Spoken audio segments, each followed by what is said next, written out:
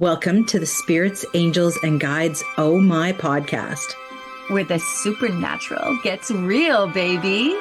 Hey everyone, welcome back to our little podcast that we call Spirits, Angels, and Guides Oh My. I am Nancy Christine Brady. I'm Tara Diana. And we're so happy to have you here with us on this journey. Today we have an exciting topic.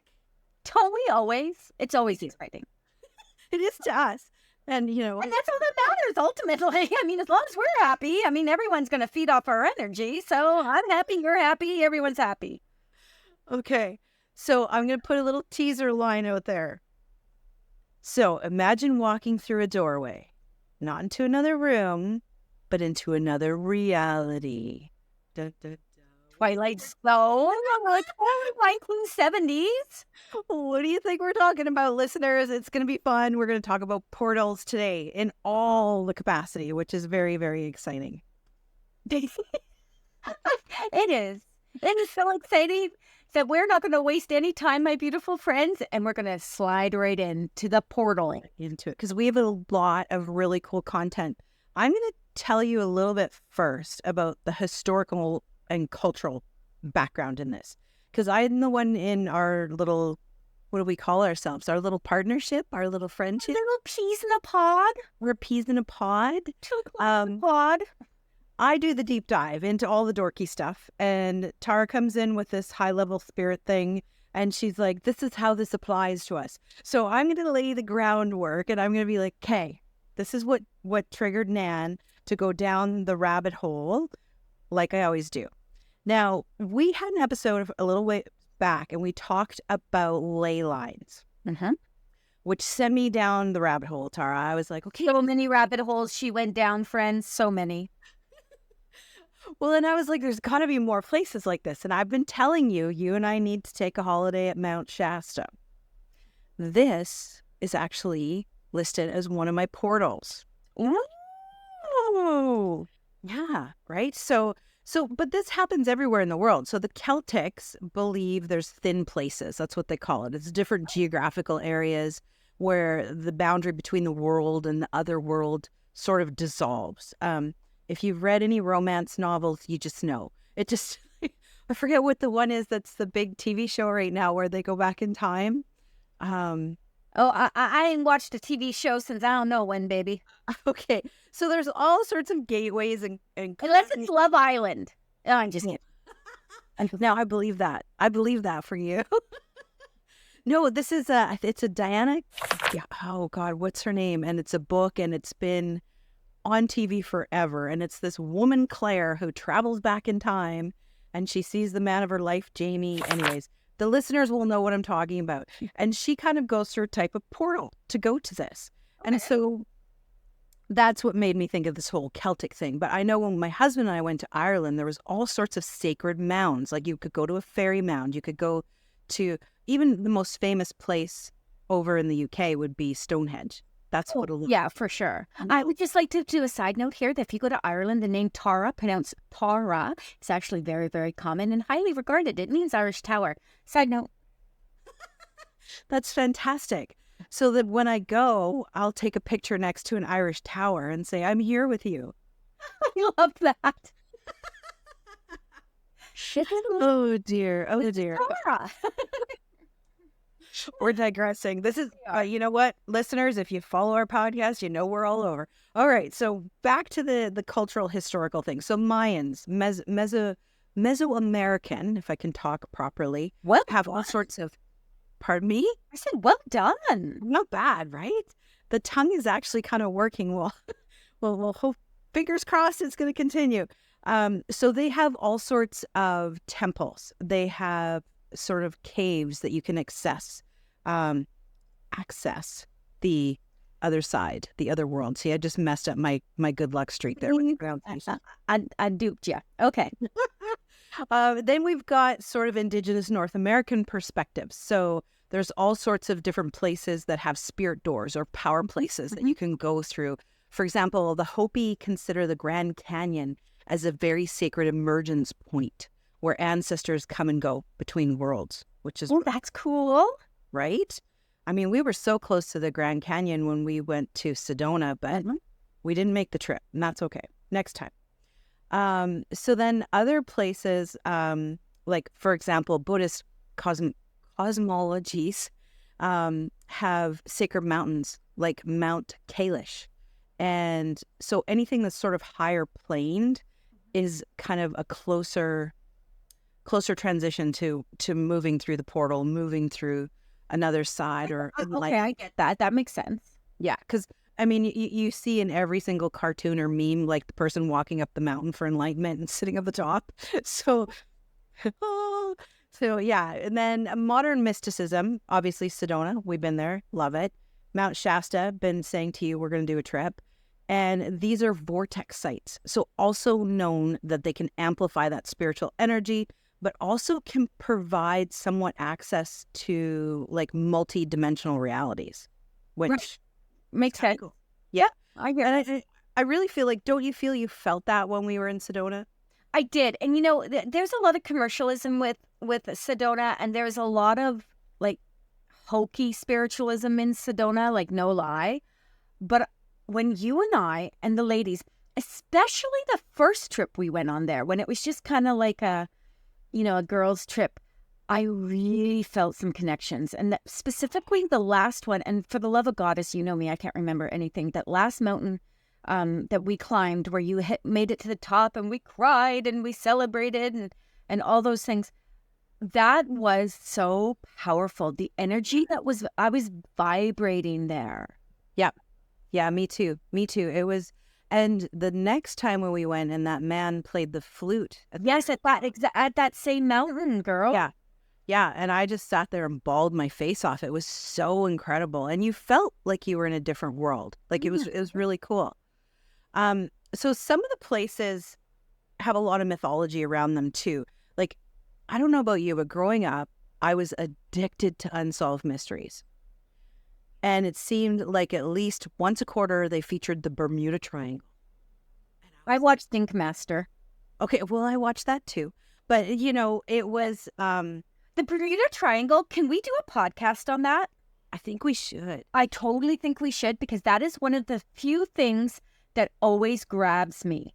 Yeah. Always grabs me is the Bermuda Triangle. Me too. And it does feel to me like it would be a portal, because if something's going in it and not coming out, of course, I love Star Trek and Star Wars growing up. So like my imagination goes to 100 places, but Unsolved Mysteries did a cool show on it where they actually brought scientists in and they were really trying to figure it out. Other places like Stonehenge, which we also talked about, it's very much ceremonial site, possibly, connected and aligned to celestial portals. And then one that you and I were also talking we would love to go to, which is Skinwalker Ranch. Oh, mm-hmm. So that's where that one creeps me out, though. I'm not gonna lie. That's gonna creeped out super easy. There's something I don't think it's the name, although that adds to it. But there is something about that makes me kind of go, "Ooh, love and life, right?" Yes, yes. And of course, that one's really aligned with UFO, paranormal, interdimensional phenomenon. So it's excuse me, it's not as, like, I guess, mystical as some of the other places, but it was when we did the Pink Jeep tour, and we tried to pay the driver to take us to the ranch that was supposed to be haunted around there, and we were going to pay him really good money, people, and he was like, heck to the no, this is not happening. Absolutely not. No. And of course, we were too far gone to rent a car and go, but not too far gone, drinking. What do you mean we were too far gone? I had to clarify that. Like, we were too far away from where all the car rental places were. Like, so that's kind of too far away. I shouldn't have said gone. Oh, God. We were so loopy. There is no way we were going out for a round. The energy in the vortexes kept us loopy. And then the last but not least is where, and you're familiar with this, shamanic visioning, right? Where you're taken into this beautiful guided meditation. And it's often said that you go through portals, you'll go through doorways in order to have healing and alternate timelines and everything like that. Yep. So that's pretty cool. And so the next part is like, how do these work? And I think that's the $1 million question. You and I could be bazillionaires if we figured out a lot of this. But we talked again on another episode about energy grids and ley lines. And most people believe that this is sort of the energetic superhighway of the earth. And that if you utilize it, you're going to amplify all sorts of frequencies. Okay, that's believable. But the interdimensional gateways, or some people call them wormholes or multi-dimensional doorways, they say that it connects us to different realities and timelines. Now, that one's a little bit harder to prove. For sure. And you know what, you guys, will link below the episode for the ley lines that we keep talking about for you. Yes, definitely. And, you know, so as we go down into this and we try to really sit there and go, how do these work? I think a lot of it really can't be explained. You know, like when we were in Sedona and we were in the different sort of vortexes, one was associated with masculine, one was associated with feminine. Well, you know, how did they come to that? You know, it was obviously a vibrational thing from spiritual people intuiting. Mm-hmm. Right? That's a funny word. I know, intuiting. I'm intuiting. What are you doing? We're going to do that when we do platform at the church next time. We're going to intuit for you tonight. Welcome. We're intuit. I can't even say it. Okay, anyway, carry on, woman. Carry on. Okay. So there's all sorts of different places like that you can go to, and it's really hard to have a scientific background. I think that's why I was so fascinated with Unsolved Mysteries, bringing in like legit science people. This also for me is like, we have some good friends who are ghost hunters. I'm sure that's the wrong term. Paranormal investigators, I think, is the politically correct term. And politically correct term for like investigating hauntings? I did not know this. Would you correct me once? I had someone correct me once. Well, come on, peoples. It's ghosty hunting. It's ghosty. I'm looking for the ghosties.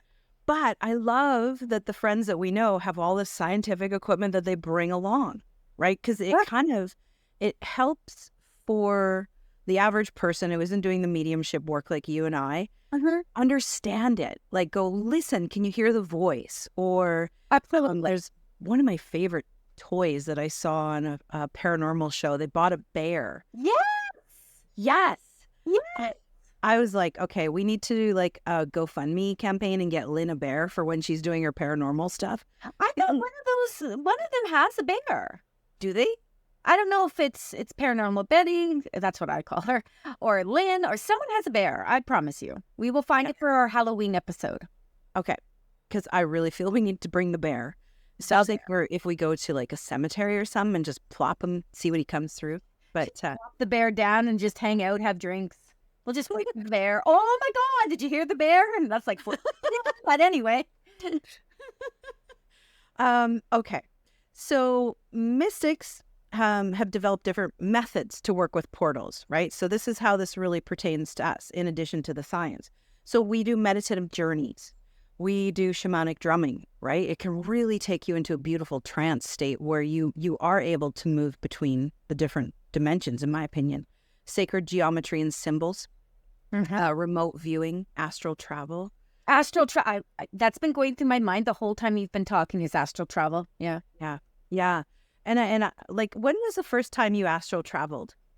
So I'm sure I've been doing lots of things for a long time, but the most vivid astral travel I had is that when I had the kids, they were babies and they were upstairs in the upstairs bedroom, and Mike and I's bedroom is downstairs. And I literally was the laziest mom you could possibly imagine. And I'd be like, the babies would be crying. I'd be like, oh, Lordy, take me up there. And I would go and see if I really need to get my sorry ass up out of bed and walk the stairs. That's when I knew. Also, I have a really good friend, you know her as well, Raina, that I can astral travel with. So I can go and beat her places. But before that, I don't really remember, to be honest with you. Interesting. So for us, I guess, what would a portal for you, Tara, symbolize spiritually? a movement, movement and connection, right? I believe that portals are ways for us to maneuver between spirit and our humanness so that we can have that balance between both worlds. Yeah. I also believe, though, and I'm not gonna sugarcoat this, that to be able to do that effectively, you have to have a good understanding of what you're actually doing. Yes. Oh, 100%. You know, like this isn't for the faint-hearted. And I do have some really cool exercises on working with portals for our Patreon community that we're going to put in after. So we'll explain a little bit more about our Patreon at the end of the podcast. But for me, a lot of them can work with our personal transformation, with like soul journey and evolution, right? You know, you and I both do a lot of work in the Akashic as well. And so I really feel like that constant evolution of our soul can really be worked on in some portal work. Obviously, divine contact. For sure. Like when you're channeling, Nan, you are going through, especially trance channeling, you are actually removing yourself from the physical space. Yeah. And you're moving. That's a portal, baby. So when I go and visit that white horse and some big green grass, why I do that, I still cannot understand. That's me going through a portal. Yeah. I've removed myself. Anyway, go on. I love it. I love it. And then collective ascension. I really feel that's a big part of it. You and I have done a lot of collective work with a friend of ours where we've gotten into group meditation. And it makes so much sense to me, right? To just sort of take it to that next level. So, you know, there's a lot of modern and scientific debates around it that I'm not going to necessarily get into. But I feel like with metaphysical, there's always going to be a scientific that has to try to either debunk it or prove it, right? Sure, for sure. So, you know, for me, I didn't really want to focus too much on the skeptical viewpoints. What I wanted to focus on is for our listeners that are fascinated with the spiritual component of it, how does it apply to mediums and psychics and gifted healers? And so that was kind of my little dive. And I know you're about to bring another perspective of portals where it's not as grandiose. We're going to talk about how personal you've had some real personal involvement with portals. So I'm going to invite you to do that now. Okay. So as much as I love the scientific and as much as I learn so much from every episode, probably just as much as anyone else, the very human aspect of working with spirit. So we are spiritual beings having a human experience. And today my notes are all down here, guys, because, you know, life is just like that sometimes. Let's get one thing straight. Most of the homes, and this is where I'm going to go with this, most of the homes that Nan and I get invited to, where people say, oh, I have spirits in my home. They're causing chaos. They're causing ruckus. How do spirits get into the house? There's portals, right? And we're going to talk a little bit about that right now. The different type of portals. Now, here's the thing. When people call us into these homes and they're like, you got to come. My kids are seeing this, that, and the other thing. There's this going on. Now, I will quickly talk about, and I'm probably going right off, you know, my whole script here, but kids are pure energy. 9 times out of 10, if you tell me that your child is looking at seeing spirit, is seeing spirit, then they probably are, because the portal is open and they've invited them in. Okay? Now, if you come to me and say, oh, I feel there's spirits in the house, 9 times out of 10, I'll walk into your house and it is like residual energy that's just built up, negative energy. So I have a question for you, because I feel like some of our listeners are going to want to ask this. What is the difference between when you hear mediums talk about the veil versus portal? The veil is a very, very personally easy way to maneuver between one world and the other. So high-level mediums will just step through the veil. It's like you trust that process and we just step through the veil. So would you call it the doorway to the portal? What do I mean? So here's the problem with me, Nan, and it's not a bad problem to have, for sure. But the thing is that because I do everything effortlessly, and I'm not tooting my own horn. What I'm trying to say is that I trust spirit so wholeheartedly that I don't think of things like I'm walking through the veil. I just do. I don't think of things like portals. So for me, the veil is just that easy way to slip right through to spirit on the other side. When we talk about portals, having to go to ley lines, having to find mirrors, and we're going to talk about this stuff in just about 2 seconds here, having to do that kind of stuff feels like it's work to me. And I don't do it, baby. I just go with the flow. So does that answer anything that you just asked? Did I get anything there? So for the listeners, we'll call it a door. Okay. Okay. So let's go back and let's just start my portion of this from this point of view of most of the time when Nan and I get invited to go to houses to do clearings or clearings. We'll leave blenders out of this. It's not because there's spirits that have gotten stuck through the portal. They came through a portal and they got stuck. It's mostly emotional residue. Okay? Yeah. Pure and simple. Sometimes there's more. Usually when there's children involved, and children between the ages of newborn all the way to about 12. At 5, it changes a little bit because that's when we start trying to indoctrinate them with like, oh, this doesn't exist, or oh, you need to believe in this, or blah, blah, blah. So when a true portal is present, spirit doesn't knock, okay? It just strolls right in. It's just like, hey, here we are. So what are portals for real? So portals are energetic doorways, just like Nan said. They really are. I don't use that terminology, but, for the sake of this, we're going to use it. Natural or created that connect to one location or dimension to another, period. They're not inherently bad, okay? Portals, and remember, you guys, Nan's done all the good spiritual talk and stuff. I'm doing that humanist talk and spiritual stuff. Mm-hmm. So yeah. Portals in a home or a business or a land itself, right? Lands can have portals like Nan talked about. They're neutral pathways, okay? They're neutral.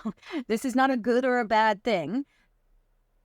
It depends what's coming through them. And I don't believe in bad spirits. I believe in mischievous spirits sometimes because everything's energy. And what they're trying to accomplish is important. So if they're coming through to torment your poor baby and not let it sleep, it's usually because they want you to pay attention to something, but the baby's picking up on it. Am I still making sense here, Nan? 100%. Thank you very much. I want you to think of portals sometimes like revolving doors, okay? Some spirits pass through them quickly with no issues, and others linger, okay? They chill, they hang out. And if the energy is low or a little bit chaotic, that's when things get a little bit spooky, and I'll get a phone call and they'll be like, hey, yeah, can you come and like do something to my house? And I'll be like, sure. And we'll go in. So portals in a home, where and why? And I'm specifically focusing on homes, Nan. Okay. Yep. I'm specifically focusing on homes. So number one way, here we go. The classic gateway is, Nan? Mirrors. Mirrors. Yes, of course. So, I know. I just like throwing that out there, so it looks like we're having this banter back and forth. I felt she's trying to test me if I'm paying attention. Well, we looked at the whole thing. What's the difference between a veil and a portal? I was like,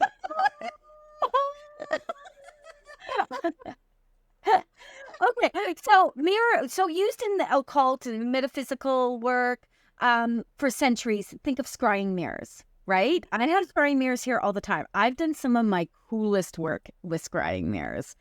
Because mirrors reflect and hold energy, right? Especially those facing each other. So if you've got two mirrors like this, creates an energetic corridor. Now, the chances of that happening are not a lot, guys. There is very rare spaces where you walk in, unless you've opened like a mirror. In the condo I was staying at in Whistler, they had mirrored closets. Yeah. And when you opened one of them, you actually would create that corridor. Yeah. Right? So belief goes back to ancient cultures about this. Covering mirrors after a death is so spirit doesn't get trapped or lost inside. I will tell you something. I tell people when I go to their homes and kids are in there, like in their bedrooms and they have a mirror, if they are having problems and it's persistent and no matter what clearing I do, because spirits can come back in. I can't shut portals down completely and totally. If the little child is like, hey, come on in, can't deal with the mindset, right? Yeah. I will tell them to cover the mirror. Works every time. Perfect. So you want some fun pulp culture references? And I'm going to put this in the Instagram. Think of the movie Candyman. Okay? Say his name in the mirror and bam, he appears. I hated that movie. I'm not going to lie. I don't like creepy. I mean, I like creepy movies. Don't get me wrong. But this guy, there's something about him that gave me the creeps. Oculus, a haunted mirror that manipulates time, memory, and perception. I haven't watched that movie in so long. We should have a movie night. I highly recommend this movie, though. You'll have a hard time finding it, but Poltergeist, of course. Poltergeist, the closet, and mirror reflects, right? The reflections act as spirit pathways. Okay? So we got 3 movies that we're going to watch. I want to know who watches them in the comments on our Instagram. Okay? I want to know who watches this. So that was Candyman, Oculus, and of course Poltergeist. And watch the original Poltergeist. You don't have to watch 2, 3, 4, 5, 6, 7. Okay? The original. Here's some real case lore for you. Okay. Victorian morning rituals warned of mirrors. I almost died when I read this. Oh, no pun intended.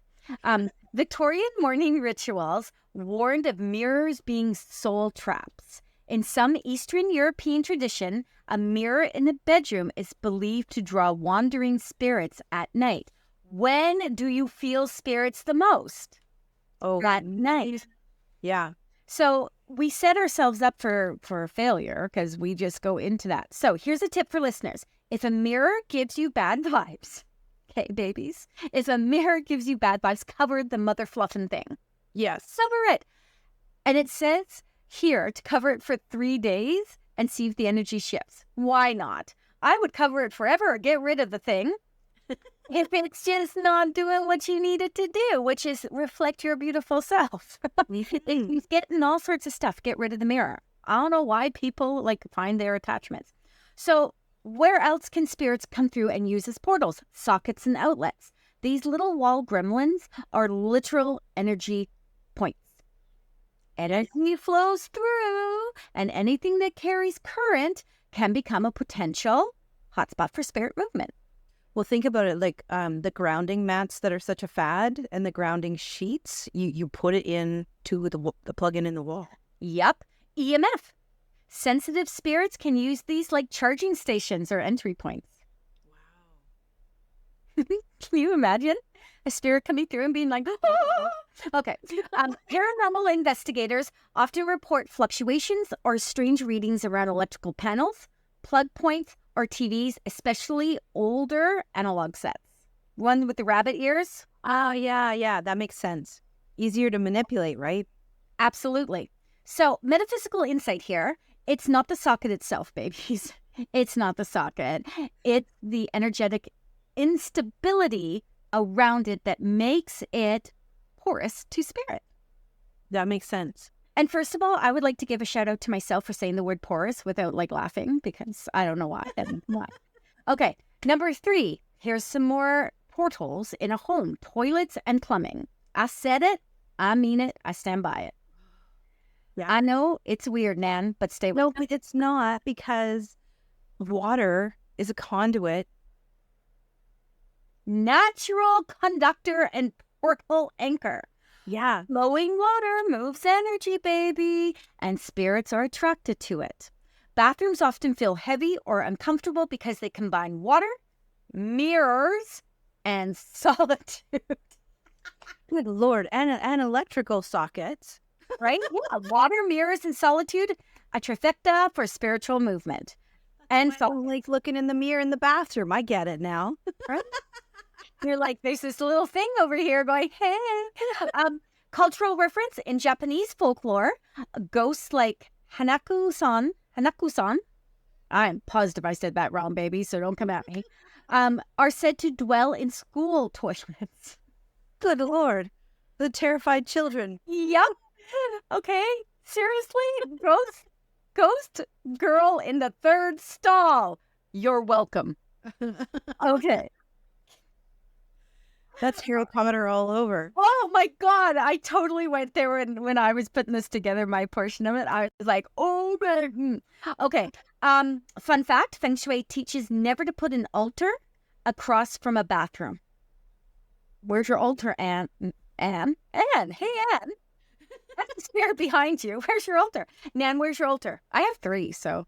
I have a few as well. There's one here in my office, and there's one in our dining room. And then, did I say 3? Yeah, no, few as well.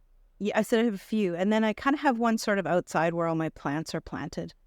Oh, that's cool. Yeah. So this altar across from the bathroom spiritually is disruptive and energetically draining. That makes sense. Because you've got solitude and a mirror and a socket and freaking water in the bathroom. Yeah. Like, yeah. What more do you need to screw up your altar? Okay. Number 4, vents, closets, and cold spots. Okay. Some closets act as holding zones. This is true for spirit energy, especially when people fear them. Fear amplifies the vibrational opening. Now think about that. Where do kids always say the monsters are? In the closet, under the bed, right? Air vents, crawl spaces, oh my goodness, may be experienced as portals when there's movement without physical cause or persistent cold flow. So again, these are places where they can hold the energy. You shut a door, right? Now, before people go and be like, well, they can move their spirit energy under the thing. It's a holding space, okay? It's a holding space. We don't have all the answers, baby. Nan and I are just here to give you the what's what. I don't know everything about spirit. So listen. I'm going to do it. I can't help it, Nan. Listen, Linda. You know, my whole family has said listen from like when I was a toddler up. And so my husband just like does this, like kind of goes, oh, he winces a bit because like you get my sisters in the room and my mom and you got 4 women going, listen. I swear to God, that is the goddesses are listening. That is my favorite meme I've ever seen. Is that little boy going, listen, Linda. Oh my God. So, but listen, my boos. Spirit doesn't need a grand marble arch to walk into your space, okay? All it needs is an opening. And an input. Emotional, energetic, or literal. It just needs that. If your vibe is off and your house is a weird hum, you come in the door and you're like, I'm sorry, guys. Stay with me. It's like, I know why I put that. The hum is like an energetic feel. If you can feel the energy in like one corner near the mirror, you know you've invited someone in because you're feeling awful. That's not what I meant to say. What I'm trying to say to you is your energy affects the stuff in the space too. So residual energy that is stuck in a house can pick up and give that hum, that feeling that something's on. It's not your imagination. You've got a leaky veil, okay? You've got to come in and clear that space. So that brings us to residual versus actual entity, okay? So residual energy, yucky energy that you've carried from work that day and you've come and dropped off in your location. Your kids have had a bad day at school, so they came home and they energetically dumped in the house, right? Residual, old fights, grief, trauma, illness, all that heavy stuff leaves a stain, okay? Leaves a stain. These are not spirits, just leftover energy loops, baby. Just like we talk about residual spirits, right? Ghosts. Yeah. An entity spirit can move through the portals. So if you're feeling like you're hearing the whispers or getting visited in dreams, you're dealing with a conscious energy. Fair enough? Fair enough. We good with that? Okay. So when you suspect a portal, what can you do? Well, you can smudge. I am like highly allergic. I tell you guys this all the time because it bugs the poop out of me that I'm highly allergic to sage. But you can smudge. You can use smoke, cleansing the mirrors, salt at the mirrors, outlets, the doors. You can open all the windows and do a full thing. It'll smell like you've been, smoking weed for hours. But anyway, It works. Salt, I'm not a big fan of salt. I've never felt anything with salt, but a lot of different communities and cultures like the idea of salt, and they'll put it all around. Remember, you're not trying to trap it with you. You're trying to get rid of it, baby. So you want it to go. And again, I want to stress this. I am not the person that you want to come to and say there's evil entities and demons trying to get in your house and all that jazz, because I ain't going to fly over here. That's not how spirit works with me. And I will leave that. I said what I said. Cover the mirrors at night, especially if they face your bed. You're welcome. Close emotional loops. Portals feed off suppressed emotion. Say what needs to be said. Release what you're holding in. If you're going to sit there and be like a sourpuss all night. So when your husband says to you, baby, what's wrong? Tell him all of it in whatever capacity you want to do it. But anyway, okay, just give it to him. Set wards. I do have a little bit of an affinity for being like love and light, protection and whatnot. Crystals like black tourmaline, selenite. I don't know why that word doesn't flow for me. At corners near suspected portals, right? Don't get water on it. And talk to your house. It sounds weird, baby, but I have conversations in my home all the time. I name my space because it sets kind of ownership, right? Like, hey, I'm with you. We're together. This is ours. This is my home. I only allow light. I close all uninvited doors. Period. Nice. I'm going to bring this to a close, boo-boo. Sure. Portals respond to presence. Okay? When you claim your space, they align to you. Oh, I have that's a whole topic for another day. When you fear, they amplify. Makes sense, right, Nan? Yep. But when you speak with sovereignty, they seal. Nice. Someone just yelled outside. So, if someone is actually outside calling my husband, you guys, I'm not kidding you. He's afraid to come into the yard because of the dogs. My husband's got his noise-canceling headset on. Okay, so let's wrap this up. When something goes bump in the night, or if you keep seeing something move in the reflection, that ain't you, babies. Don't panic. Just check your portals. You check the mirrors, and remember, 90% of this energy is residue. Is residue. Are your children opening themselves up to, all the things. Okay, clean it, clear it, claim it. Period. Done. The rest, Nancy and I are just a message away if you need us. Absolutely. Okay, that's it, babies. That's what I got for you. Nan, close us out, baby. Well, I just think portals are great, and they remind us that reality is more fluid than it seems. I love that. I just think portals are great. I feel like if you're with the right ones, you can have some fun. So it's like... That was awesome, Nan. I'm not going to lie. The best closing ever. Great. And on that note, please go check us out on all our social media handles. I am found at Nancy Christine Brady on all the platforms. Tara is found on Spirit Essence by Tara Diana on all the platforms. We have a Patreon. Check it out. Please go engage with our Instagram and throw your name in there. So when we do our spirit scopes every month, if you put your name in there in the month that you were born, we may just do a personalized reading for you at the end of our spirit scopes. And that brings us to our personalized reading for this month. This is probably the longest episodes we've ever done. That's good. It's great. Now, I do not have the name of who the person was reading for. Personalized reading is for... We're going to do Tatiana Swanson. Fantastic. Okay. You take it. Take it. It's glorious. Fantastic. It is just a whole lot of. Okay, baby. Let's do this. Tatiana, the card I'm pulling for you today comes from my deck that I don't know what it's called, but it's a beautiful deck. And it is Pegasus Transcending. I know Tatiana, she's from our Patreon. I've known her for a long time. She sits in development circle with me. And here's what I'm going to say. This is your time, baby. Spirit is saying to you that the leveling up is happening. It's your choice, my sweet little love muffin, if you wish to accept that and move into that space. So with this card, they're saying to you, you can soar.